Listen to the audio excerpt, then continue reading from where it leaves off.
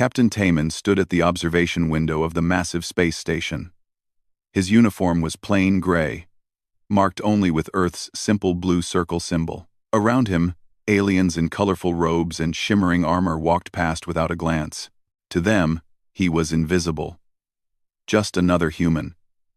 Just another primitive creature barely worth noticing. The station was called Unity Prime. It floated in neutral space, far from any star system. This was where the Galactic Council met. 247 alien species came here to make decisions about the galaxy. Earth was number 248, but Earth did not get to make decisions. Earth could only watch and listen. Taman had been coming here for 12 years. Every month, he brought reports from Earth to the Council. Every month, he waited for hours to be allowed to speak. Sometimes, they let him talk for 2 minutes. Sometimes they ignored him completely. Today felt like an ignoring day. He checked his datapad. Dr. Nari had sent him the latest scientific reports from Earth. Humanity had made breakthroughs in medicine, physics, and engineering. Nari herself had discovered a cure for 3 alien diseases that the Council scientists could not solve. But when Taman submitted the reports, the Council filed them away without reading them. Primitive species often stumble upon simple solutions, they had said. It means nothing. The great chamber doors opened. Taman walked inside with the other observers. The room was enormous, shaped like a bowl with seats rising up in circles. The important species sat at the bottom, close to the speaking floor. Earth's seat was at the very top, in the last row, next to species nobody had heard of. Admiral Yunho was already sitting there. The old man looked tired. He had been Earth's representative for 40 years. 40 years of smiling politely while aliens insulted his species. 40 years of saying, "Yes, we understand, and thank you for your guidance." Taman respected him more than anyone else alive. "Another day in paradise," Yunho whispered as Taman sat down. "Has the agenda been posted?" Taman asked. "Yes. We are item 73. They will discuss grain shipments from the Belos system before they discuss us." Taman nodded. This was normal. Everything was more important than Earth. The session began. A tall alien with purple skin and 4 arms called the meeting to order. This was the Council speaker. She welcomed everyone in a voice that sounded like music. Then, the discussion started. For 3 hours, Taman and Yunho sat quietly. The Council debated trade routes. They argued about mining rights on dead planets. They discussed art festivals and cultural exchanges. Earth was never mentioned in any of these conversations. Humans were never asked for opinions. Earth had resources and technology to offer, but nobody wanted them. Finally, item 73 appeared on the display screens.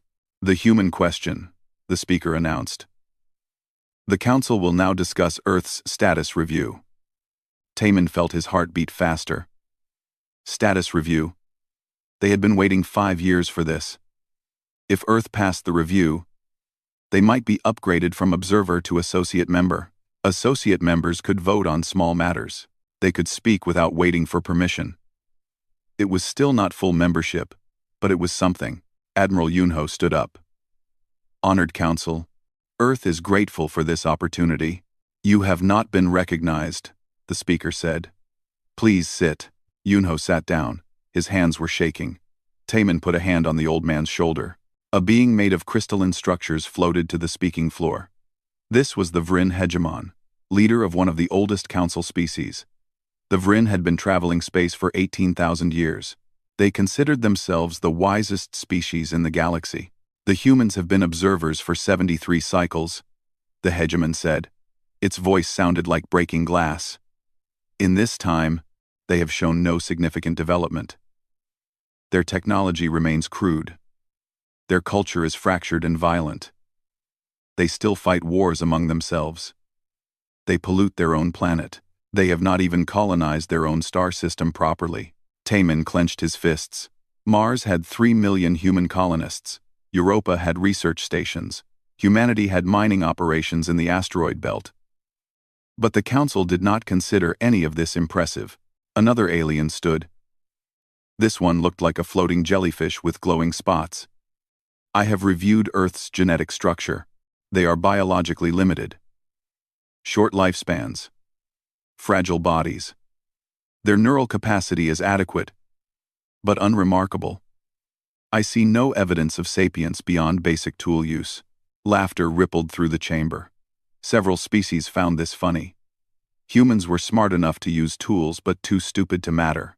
Dr. Nari sent Taman a message on his datapad. They did not even read our submission. I can prove their genetic analysis is wrong. Please let me speak, Taman typed back. They will not listen. Save your energy. More aliens spoke. Each one had reasons why Earth should not be promoted. Humans were too aggressive. Humans were too primitive. Humans bred too quickly. Humans were too emotional. The list went on and on. Admiral Yunho requested permission to speak 7 times. 7 times, he was denied. Finally, the vote happened. Earth's status would remain unchanged. Observer status would continue for another 50 years. At that time, the Council would review again. 50 years. Most of the people on Earth right now would be dead by then. The children being born today would be old before Earth got another chance. As the Council moved to the next item on the agenda, Taman helped Admiral Yunho stand up. The old man looked like he had aged 10 years in the last hour. 73 years, Yunho said quietly. We have done everything they asked. We followed every rule. We gave them everything they wanted. And they still treat us like animals. They walked out of the chamber together. In the hallway, a group of young aliens were laughing. One of them was imitating a human, walking hunched over and dragging his knuckles on the ground like a primitive ape. His friends thought this was hilarious. Taman kept walking. He did not react. Reacting would only make things worse. Back at his ship, the Meridian, Taman sat in his captain's chair. His crew was waiting for him. They had all watched the council session on video. They knew what had happened. Their faces showed the same anger he felt. Captain, his communications officer said, there is a priority message from Earth Command. Quote, put it through. The screen showed a simple text message. It was marked with the highest security classification. Taman read it twice to make sure he understood. The message said, Resolution 4477H has been detected in Council preliminary documents. Return to Earth immediately. This is not a drill. Operation Homecoming is active. Taman felt cold. Operation Homecoming. He had heard whispers about it but never believed it was real.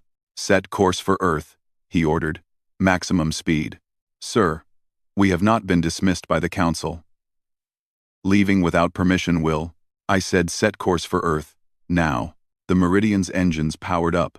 As they prepared to leave, a Council enforcement ship appeared on their sensors. It moved into position ahead of them.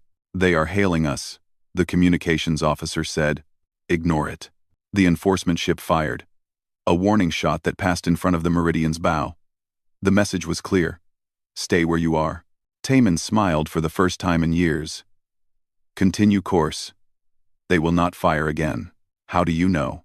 Because everything is about to change. The Meridian accelerated past the enforcement ship and jumped into faster-than-light travel. Behind them, Unity Prime grew smaller and smaller until it disappeared completely. Captain Taman sat back in his chair and thought about what was coming. Earth had stayed silent for 73 years. Now the silence was about to end. The galaxy had no idea what was waiting for them. The Meridian traveled through space faster than light. Stars stretched into lines of color outside the windows. Inside the ship, everyone was quiet. They knew something big was happening, but nobody knew exactly what. Captain Taman read the classified files that Earth Command had sent him. Each page made him angrier. Each page also made him understand things he had never known before. Doctor. Nari came to his office. She closed the door behind her. Show me. Nari put a star map on his desk screen. This is the Sol system. Our sun. Our planets. Our home. She highlighted several lines crossing through the area. These are hyperspace lanes, the fastest routes between major sectors of the galaxy. Taman leaned forward. I do not understand. Earth sits at the center of 7 major hyperspace routes. Any species that controls our system can cut travel time across the galaxy by half. We are not just a primitive planet to them, Captain. We are the most valuable real estate in this entire region of space. They want our home. They have always wanted it. But they could not just take it. Council law forbids claiming inhabited planets. So they have been waiting for an excuse. Taman understood now. 73 years of insults and dismissals. It had never been about whether humans were smart enough or civilized enough. It had always been about finding a legal way to take Earth. Resolution 4477H, he said. What does it say? Nari's hands shook as she pulled up the document. It was passed 2 hours ago. In an emergency session. They did not even wait for us to leave the station. Taman read the resolution. Each word was worse than the last. Earth's observer status was cancelled. Humans were now classified as a pre-sapient species. Like animals that might become intelligent someday but were not intelligent yet. The Council would take control of the Sol system for humanity's own protection. All human ships had to be surrendered within 30 days. All human colonies outside Earth had to be abandoned. Earth's population would be relocated to other planets where the Council could watch them and educate them properly. They are taking everything, Taman said. Our ships. Our colonies. Our planet. There is more, Nari said. She showed him another file. I accessed the Council's military deployment orders. They are sending an education fleet to enforce the resolution. 500 ships. They will arrive at Earth in 42 days. 500 ships. The entire military might of a dozen alien species, coming to take humanity's home. What does Earth Command say? Nari asked. Taman showed her the message again. Operation Homecoming. I do not know what that means, she said. Neither do I. But we are about to find out. The Meridian dropped out of faster-than-light travel at the edge of the Sol system. Immediately, alarms started blaring. The sensors showed impossible readings. Captain, the sensor officer shouted, I am detecting multiple contacts. Hundreds of them. No, thousands. Where? Taman demanded. Everywhere, sir. Around Earth. Around Mars. Around Jupiter. There are ships throughout the entire system. Taman rushed to the sensor station. What he saw made no sense. The screen showed thousands of ships. But these were not the simple vessels Earth was supposed to have. These were warships. Sleek and deadly. They moved in perfect formations. Their power signatures were off the charts. This is impossible, the sensor officer said. Where did these ships come from? Dr. Nari stared at the screen. Her scientific mind tried to understand. The energy readings. These ships are using technology that should not exist. Zero-point reactors. Gravitational drives. This is centuries beyond what Earth is supposed to have. A message came through on the priority channel. Captain Taman. This is Earth Defense Command. Welcome home. Proceed to coordinates Alpha 7. You are expected. Taman ordered his crew to follow the coordinates. As the Meridian moved deeper into the system, he saw more impossible things. Mars was not a simple colony. It was surrounded by massive shipyards and defense platforms. Europa was not a research station. It was a military base with weapon arrays that could destroy planets. Sir, his first officer said, I think we have been lied to. Not lied to, Taman said slowly. Protected from the truth, they arrived at the coordinates. A space station hung there, 10 times larger than anything Earth was supposed to have built. The Meridian docked. And Taman went inside. A woman was waiting for him. She wore a black uniform with silver stars. Captain Taman. I am Director Minji. Welcome to Shadow Command. What is happening? Taman asked. The truth, Minji said. Come with me.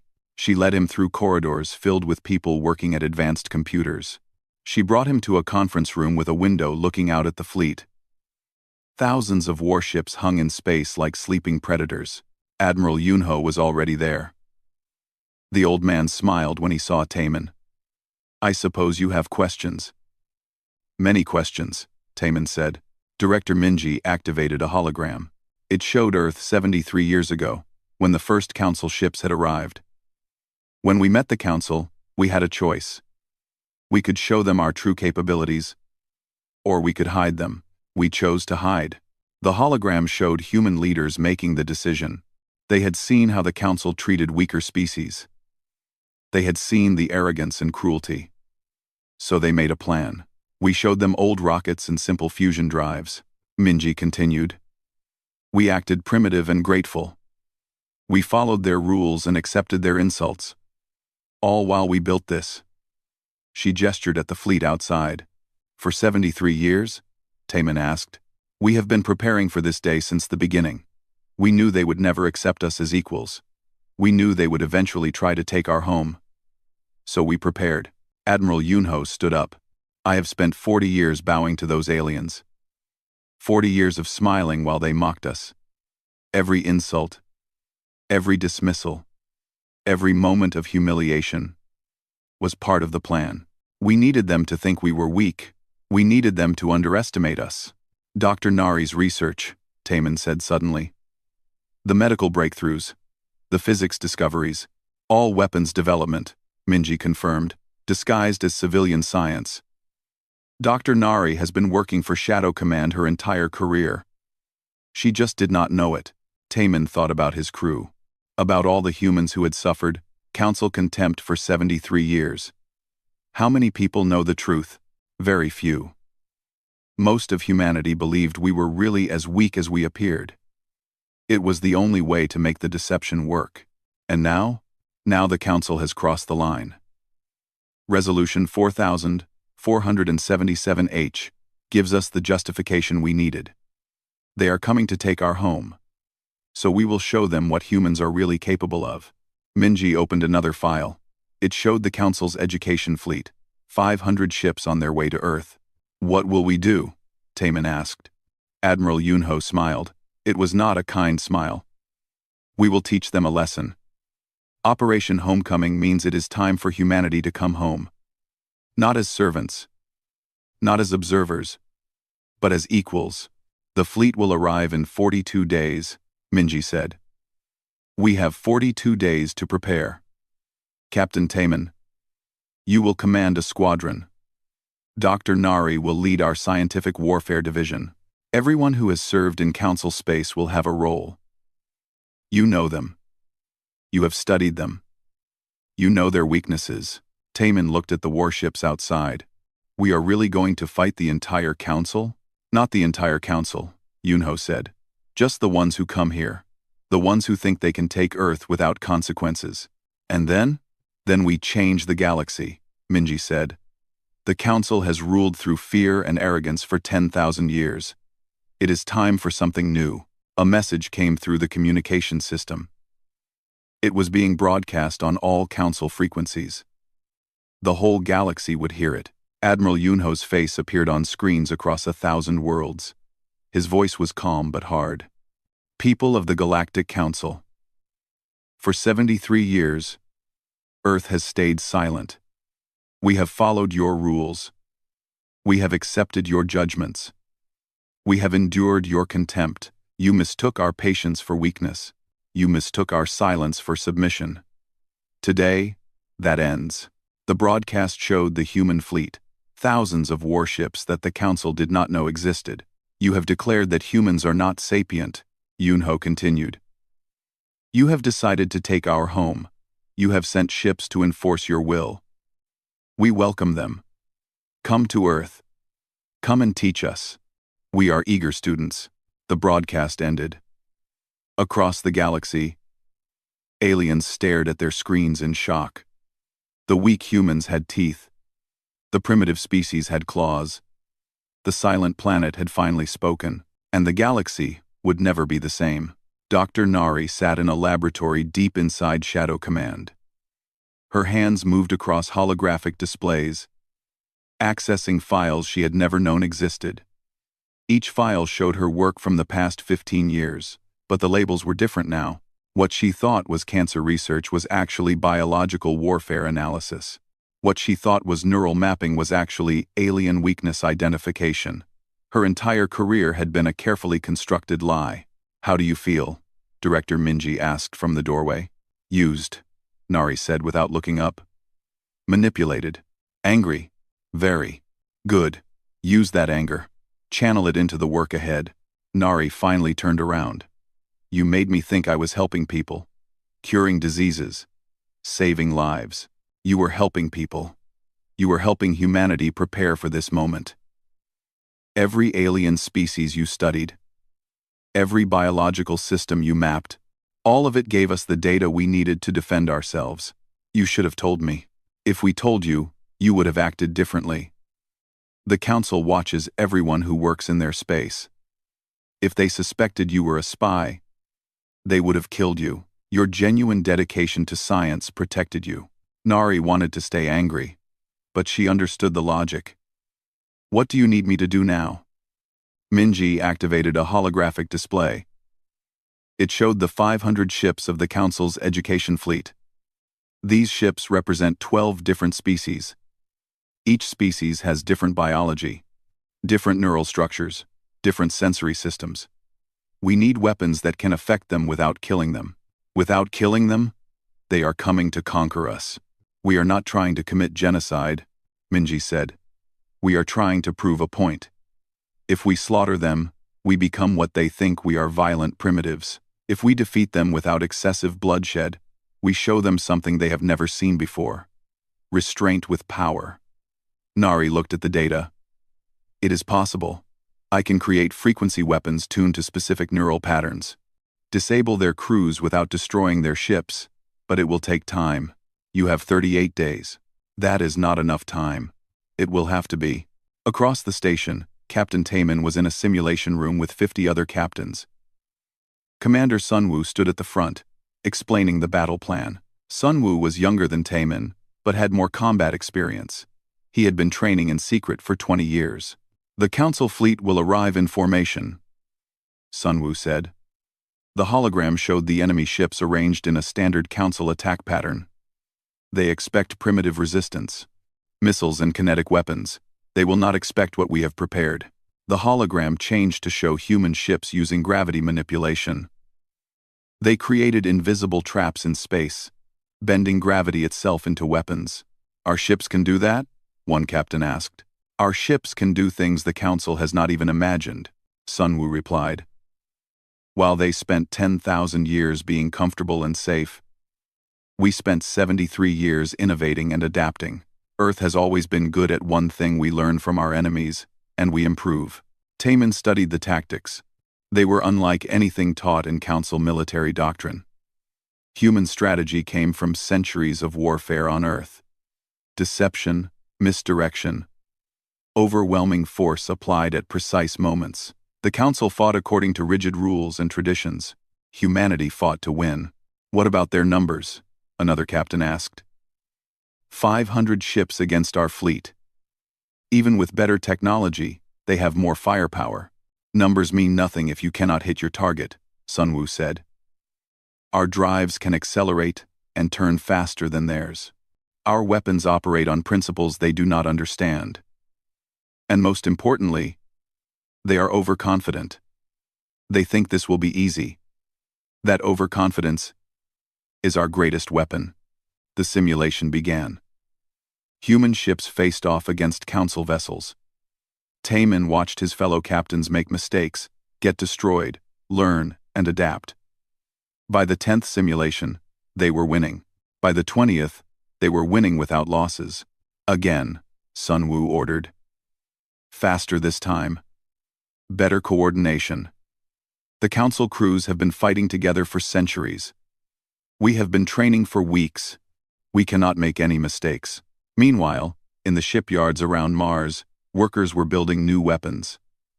A young engineer named Jinho was overseeing the installation of quantum entanglement communicators on every ship in the fleet. "Why do we need these?" his assistant asked. "We already have regular communication systems. These are instant, Jinho explained. No delay, no matter how far apart we are. When the battle starts, every ship in our fleet will share data in real time. We will think as one mind.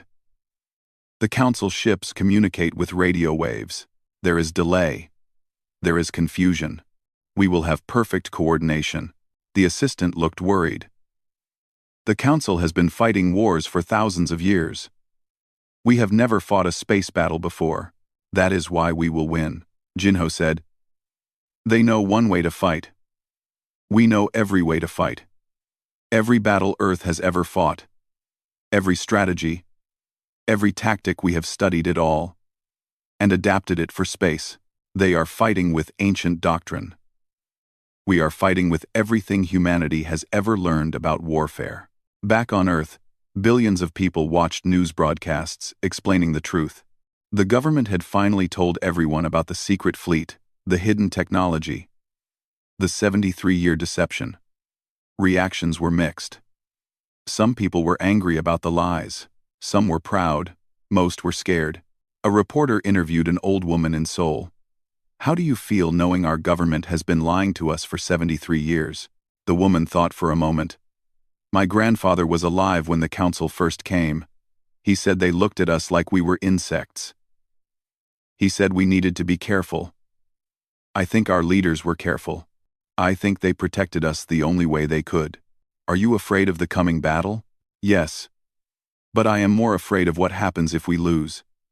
The Council wants to take our children and teach them to forget they are human. They want to scatter us across the galaxy. They want to erase Earth, so I am afraid, but I support the fight. Similar conversations happened all over Earth. Fear mixed with determination. Nobody wanted war, but nobody wanted slavery either. Admiral Yunho addressed the planet from Shadow Command.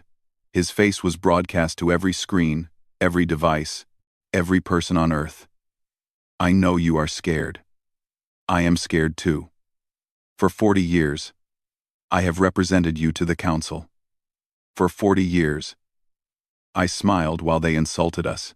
I bowed while they dismissed us. I acted weak while they mocked us. Every moment was difficult. Every day, I wanted to tell them the truth.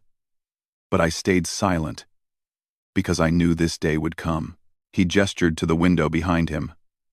The massive fleet hung in space. 73 years ago, when the Council found us, we made a choice. We could fight them immediately and lose, or we could prepare and fight them later with a chance of winning. Our leaders chose the difficult path. They chose patience over pride. They chose strategy over emotion. And now, after 73 years, we are ready. The Council is sending ships to take our home. We will show them that home is not something they can just take. We will show them that humanity is not primitive or weak. We will show them that silence does not mean surrender. It means we were listening, learning, and preparing. In 38 days, the Council fleet will arrive. We will meet them. We will fight them. And we will win. Not because we hate them, but because we love our home more than they could ever understand. The broadcast ended. Across Earth, people looked up at the sky. Somewhere out there, 500 alien warships were coming. But Earth was ready. Dr. Nari worked through the night, developing her frequency weapons. Captain Taemin trained in simulations until his hands ached. Commander Sunwoo coordinated fleet movements with thousands of ships. Engineer Jinho installed the last communication systems. Director Minji monitored everything, adjusting plans, solving problems, preparing for every possibility. 20 days before the battle, the Council sent a message. The Vrin hegemon appeared on all channels. Humanity, you have revealed hidden military assets. This changes nothing. The resolution stands. You will surrender your ships and evacuate your colonies. If you resist, you will be destroyed. This is your final warning. 2. Admiral Yunho sent a reply. Thank you for the warning. We will be ready when you arrive. 10 days before the battle, scouts detected the Council fleet approaching. 500 ships, just as predicted. They moved in perfect formation, confident and unstoppable. 5 days before the battle, Dr. Nari completed her frequency weapons. Every ship in the human fleet was equipped. They could disable alien crews without destroying ships.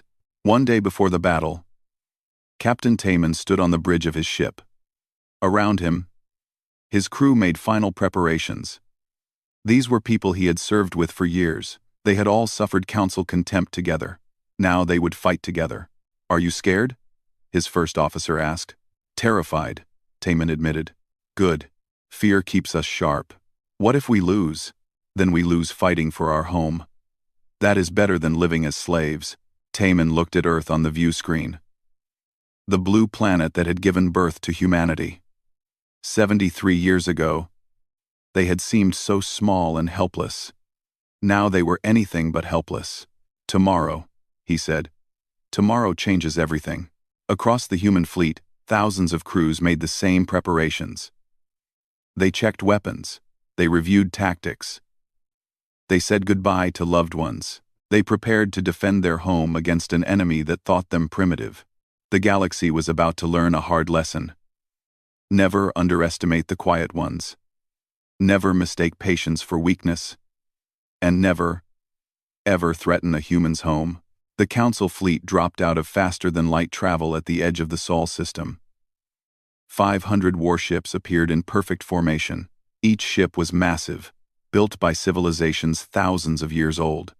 Their weapons could destroy planets. Their shields could withstand anything the Council had ever faced. Admiral Vex of the Vryn Empire stood on the bridge of the flagship. He had fought in 100 battles across the galaxy. He had crushed rebellions and conquered primitive worlds. This would be easy. Humans were barely capable of space travel. They would surrender within hours. "Scan the system," he ordered. The sensors activated. What they found made no sense. "Admiral, I am detecting thousands of ships," the sensor officer reported. "Human ships. They are everywhere." "Impossible. Earth has less than 50 vessels. The readings are confirmed, sir. Thousands of ships. All armed. Power signatures are." "Admiral, these readings cannot be correct. These ships are using technology more advanced than ours." Vex stared at the display. The humans had lied. For 73 years, they had hidden their true strength. His confidence wavered for a moment, then returned. Numbers and technology meant nothing without experience. His fleet had fought for millennia. What did humans know about war? "Send the ultimatum," he ordered. The message broadcast across all frequencies. "This is Admiral Vex of the Galactic Council Education Fleet. You are in violation of Resolution 4477H. Power down your vessels and prepare to be boarded. Resistance will be met with overwhelming force." Captain Taman heard the message on his ship's bridge. Around him, his crew waited for orders. He looked at the massive Council fleet on his screens. 500 ships against Earth's thousands, but the Council ships were battle-tested. His crew had only simulations. "All ships, hold position," Commander Sunwoo's voice came through on the quantum communicator. "Wait for my signal. Do not engage until I give the order." The human fleet waited. Thousands of ships hung in space, silent and still. Admiral Vex smiled. "They are afraid. Move the fleet forward. Begin boarding operations." The Council ships advanced into the Sol system. They moved in standard formation. Shields raised. Weapons ready. They expected easy victory. "Now," Sunwoo said quietly, everything happened at once. Human ships activated their gravitational drives. They did not move like normal spacecraft. They bent space itself, appearing in new positions instantly. One moment they were millions of kilometers away. The next moment they were surrounding the Council fleet. "What?" Admiral Vex started to say. The human ships fired, but not with lasers or missiles. They released pulses of gravitational energy that wrapped around Council vessels like invisible chains. The Council ships tried to move but could not. Gravity itself held them in place. "Shields are holding," Vex's tactical officer reported. But we cannot move. We are caught in some kind of gravity trap. Break free. Use maximum thrust. The Council ships tried. Their engines strained. But human technology was 73 years ahead of what the Council knew. The gravity traps held firm. Begin Phase 2, Sun Wu ordered. Doctor. Nari watched from Shadow Command as her frequency weapons activated. Every human ship began broadcasting carefully tuned neural disruption waves. The frequencies were specific to each alien species in the Council fleet. The waves passed through shields like they did not exist. They passed through ship hulls. They reached the crews inside. On the Council flagship, Admiral Vex suddenly felt dizzy. His vision blurred. His legs would not support him. Around him, his crew collapsed. Not dead. Not injured. Just unconscious. The frequency weapons had shut down their neural systems like turning off a light. Across the entire Council fleet, the same thing happened. Vryn warriors fell. Crystalline beings went dark. Floating jellyfish species drifted into sleep. Within minutes, every Council ship was disabled. The crews were alive but unconscious. The ships drifted helplessly in space. All Council vessels are disabled, Sun Wu reported. 0 casualties. 0 damage to their ships. Mission successful. On Earth, billions of people watched the battle on their screens. The fight had lasted less than 10 minutes. 500 Council warships. Defeated without a single shot. Fired in anger. Human technology had made the entire battle look easy. But Commander Sun Wu knew the truth. It was not easy. It was 73 years of preparation.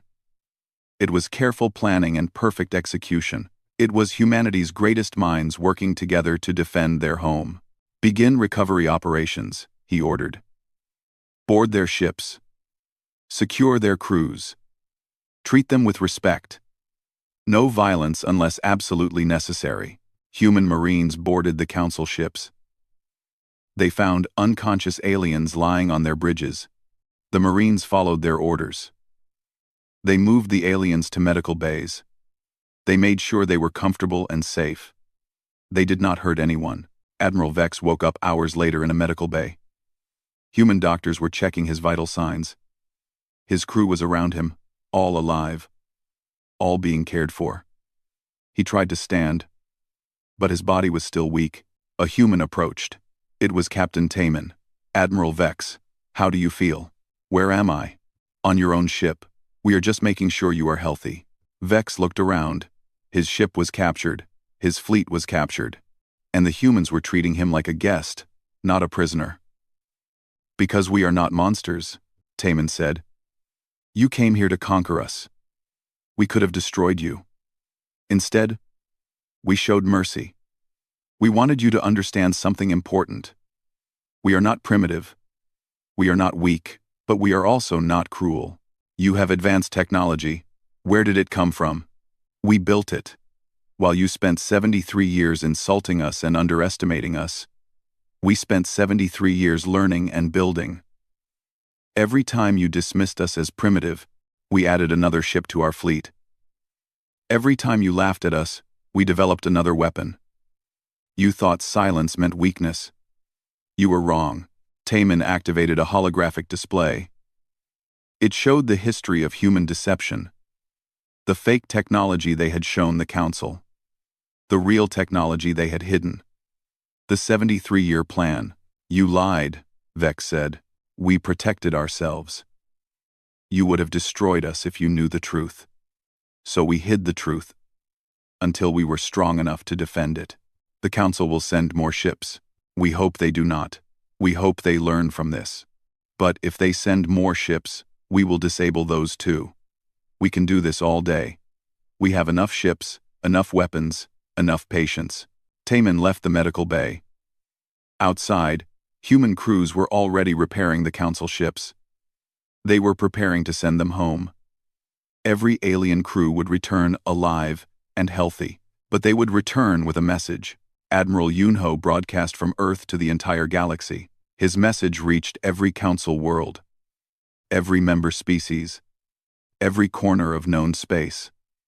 People of the Galactic Council, your fleet came to Earth to enforce your will. We have disabled every ship without killing a single crew member. We could have destroyed them. We chose mercy instead. The broadcast showed the captured Council fleet. 500 mighty warships, all disabled by a species the Council had considered primitive. For 73 years, you told us we were not sapient. You told us we were too primitive to matter. You told us we needed your guidance and your control. Today, we showed you the truth. We are not primitive. We are patient. We are not weak. We are careful. We are not your servants. We are your equals. We are returning your fleet, every ship, every crew member, all alive and unharmed. We do this to prove that we are civilized, that we are better than you thought, that we deserve respect, not because we can destroy you, but because we choose not to. The old Council ruled through fear and force. We are offering something new, an alliance of equals. A galaxy where species are judged by their character, not their age or their military power. Join us in building this new future, or stand aside. But know this, the age of underestimating humanity is over. The broadcast ended. Across the galaxy, billions of aliens watched in shock. The impossible had happened. A primitive species had defeated a Council fleet without bloodshed. Young species everywhere suddenly had hope. If humans could stand up to the Council, maybe they could too. On the Council homeworlds, panic spread. The Vryn hegemon called emergency sessions. Other species demanded explanations. How had Earth hidden such capabilities? How had the Council's intelligence failed so completely? Why had they provoked a species they did not understand? Some Council members were angry and wanted revenge. But others were afraid. If humans could disable 500 ships in 10 minutes, what else could they do? How many more secrets did Earth have? Commander Sunwoo met with his captains after the battle. They had won without losing a single ship or crew member. It was a perfect victory. But Sunwoo knew the hard part was just beginning. This was easy compared to what comes next, he told them. We proved we can fight. Now we have to prove we can lead. The galaxy is watching. Some species will want to join us. Others will want to destroy us. We have to be ready for both. Captain Taman stood at the window of his ship, looking at Earth. The blue planet that had seemed so vulnerable 73 years ago. Now it was the center of a new power in the galaxy. Dr. Nari reviewed the data from her frequency weapons. They had worked perfectly.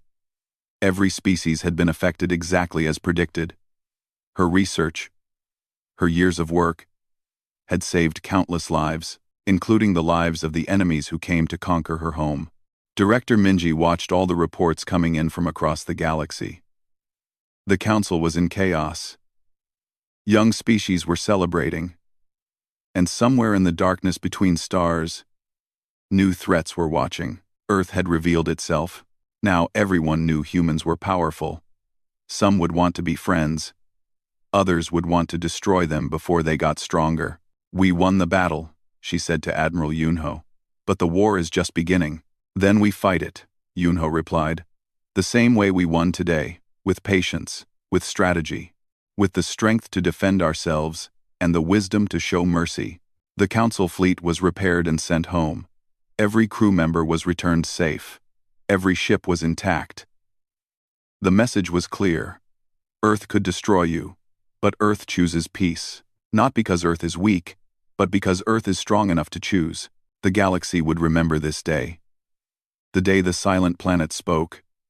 The day humanity showed the Council what true power looked like. Not the power to destroy, but the power to protect. Not the power to conquer, but the power to change. And everything was about to change.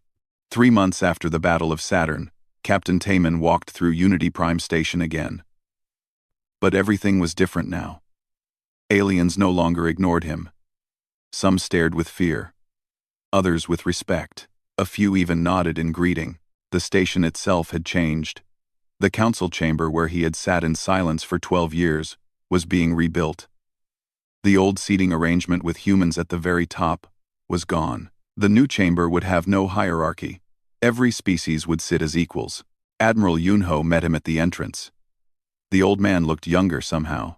The weight of 40 years of humiliation had lifted from his shoulders. "Ready for the first session?" he asked. "I still cannot believe they agreed to this," Taemin said. "They had no choice. After we defeated their fleet without killing anyone, 70 species demanded change.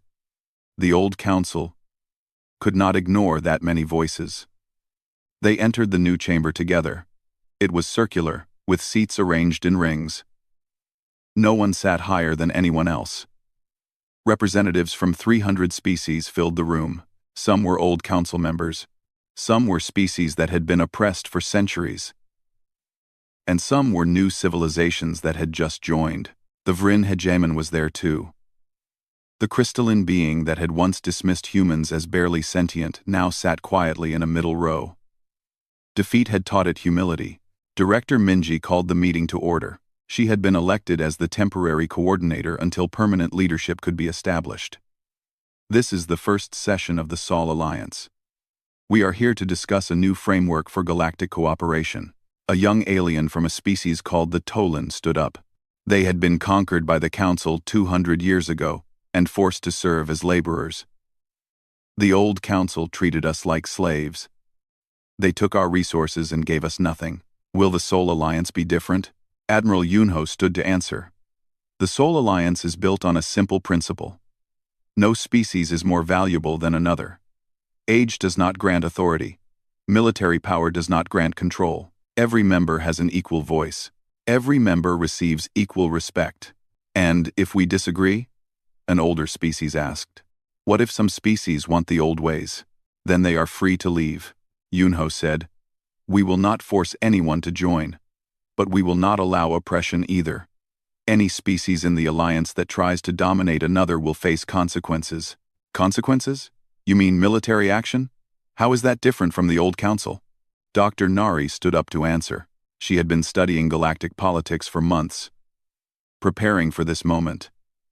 "The difference is transparency. The old council made decisions in secret. They enforced rules they never explained.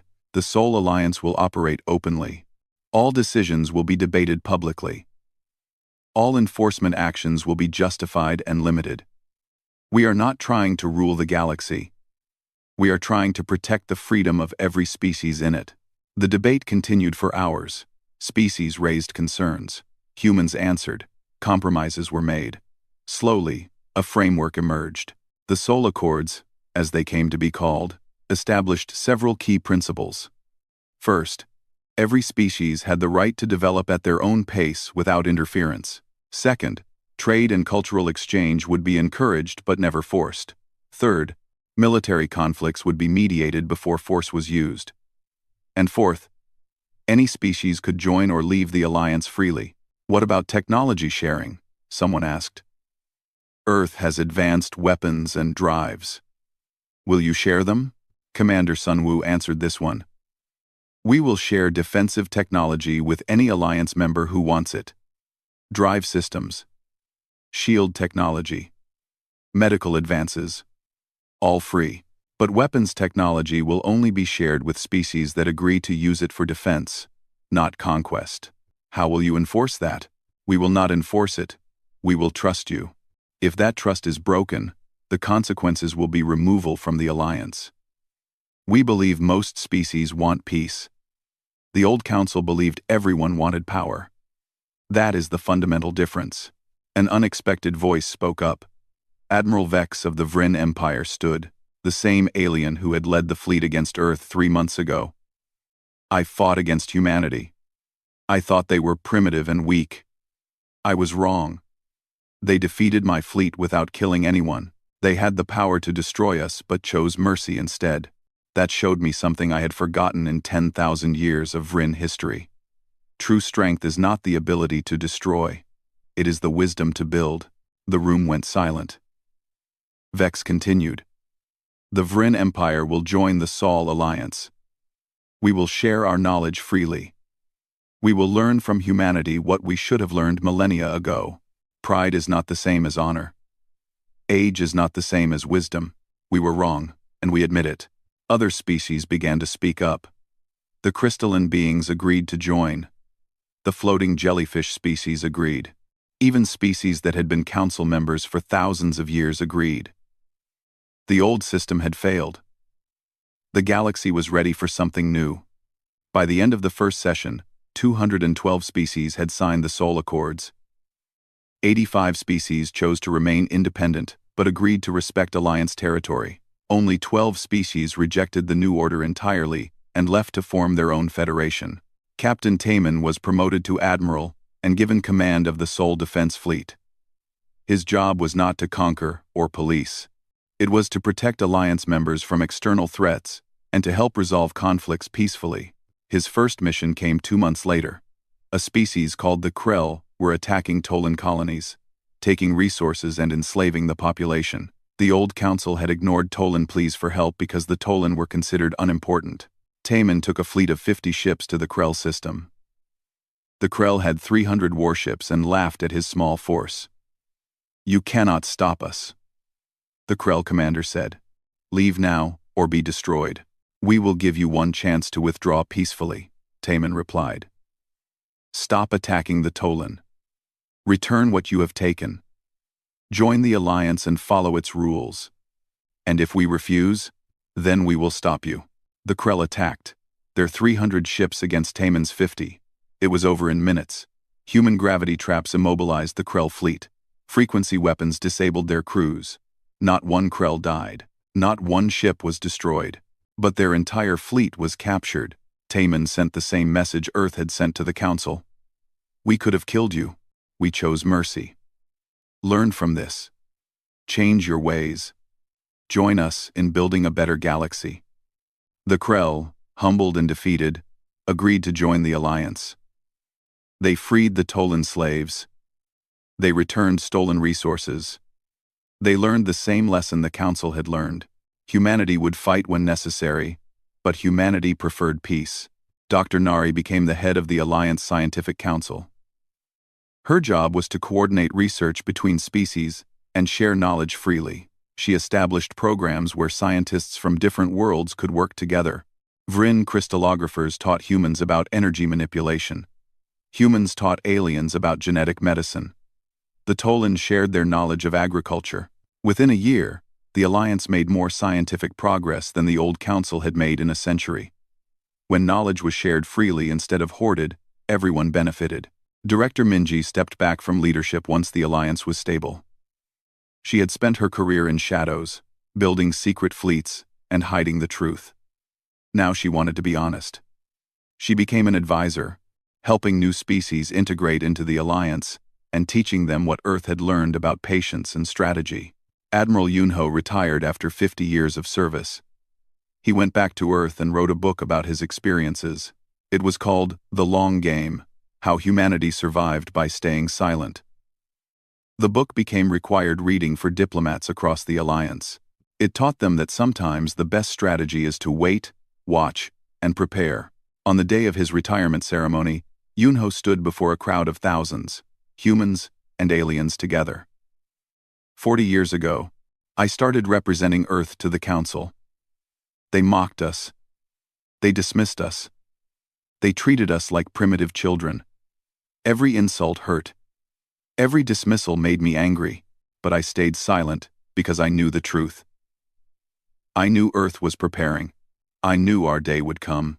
Today, I retire not as a representative of a weak species begging for acceptance, but as a citizen of the most powerful alliance in the galaxy.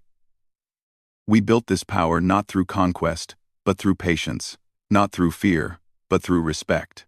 We changed the galaxy not by destroying the old order, but by offering something better. To the young people watching this, I have one piece of advice. Never let others define your worth.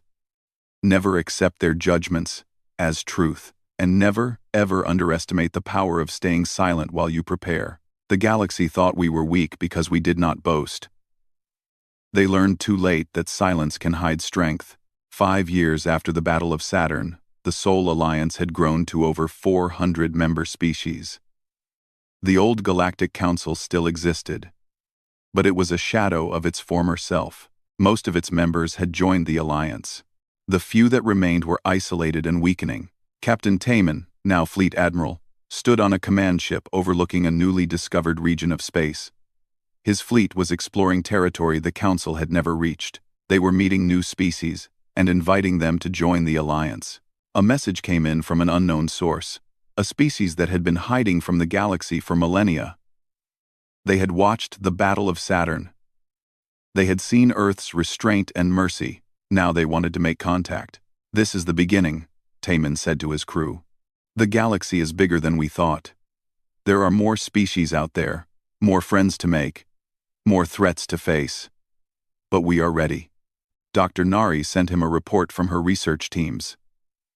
They had discovered new physics that could revolutionize space travel. The knowledge came from combining human creativity with Vryn experience and Tolan agricultural insights.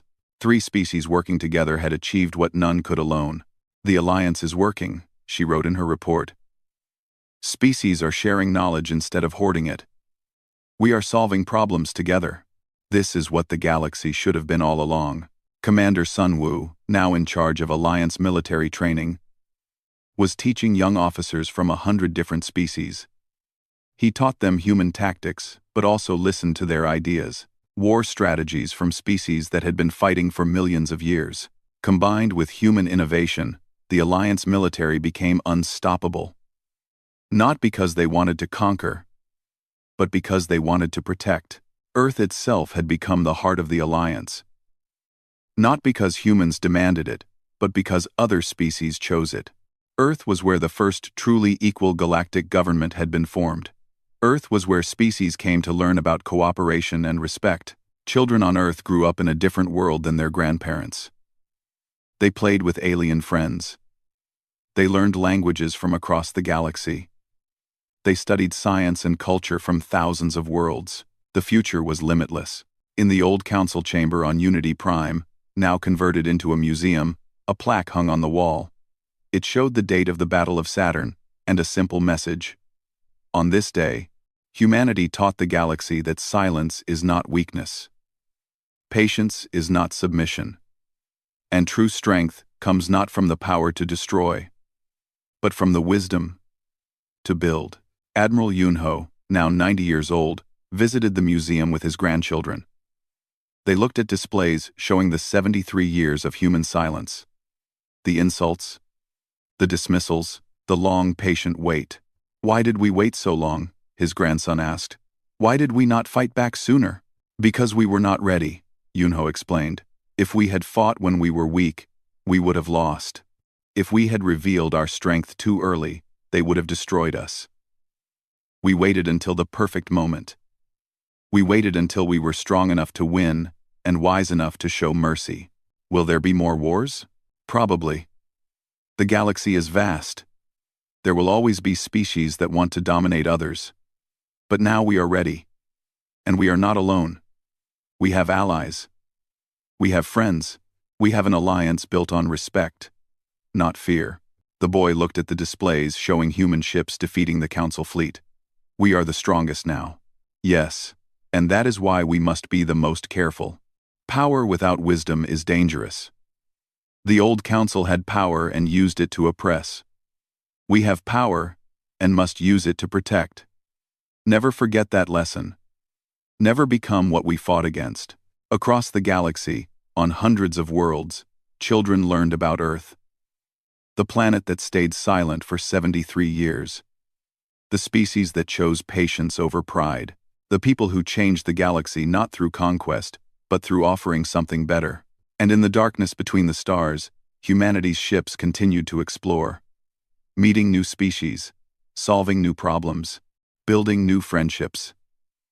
The age of the old council was over. The age of the Soul Alliance had begun.